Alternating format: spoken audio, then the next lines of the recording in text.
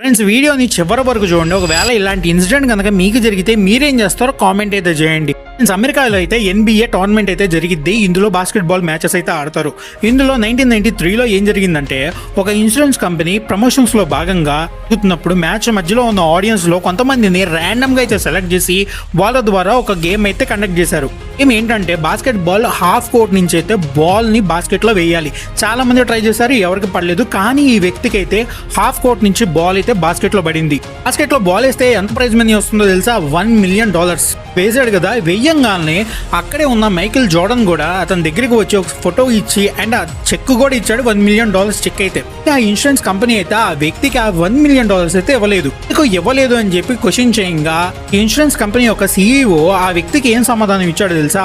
వాళ్ళు సెలెక్ట్ చేసిన పీపుల్స్ లో ఎవరు కూడా బాస్కెట్ బాల్ ఆడి ఉండకూడదంట. కానీ ఈ వ్యక్తి అయితే హై స్కూల్లోనే బాస్కెట్ బాల్ ఆడి ఉన్నాడు. అందువల్ల అతడికి ఆ ఇన్సూరెన్స్ మనీ ఇవ్వలేదు. అప్పట్లో పెద్ద న్యూస్, చాలా న్యూస్ పేపర్స్ లో, టీవీస్ లో అయితే హెడ్లైనింగ్ లో కూడా వచ్చింది. ఇప్పుడు మైకిల్ జోర్డన్ మరియు NBA లో ఒక టీం అయిన చికాగో బుల్స్ యొక్క మేనేజర్ ఆ ఇన్సూరెన్స్ కంపెనీతో చాలా మాట్లాడారు.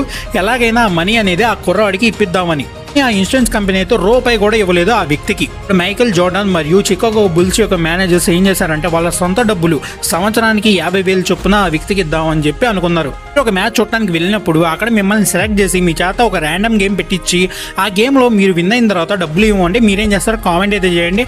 వీడియో నచ్చితే లైక్ చేయండి. మరిన్ని ఇన్ఫర్మేటివ్ వీడియోస్ కోసం మన ఛానల్ అయితే ఫాలో చేస్తూ ఉండండి.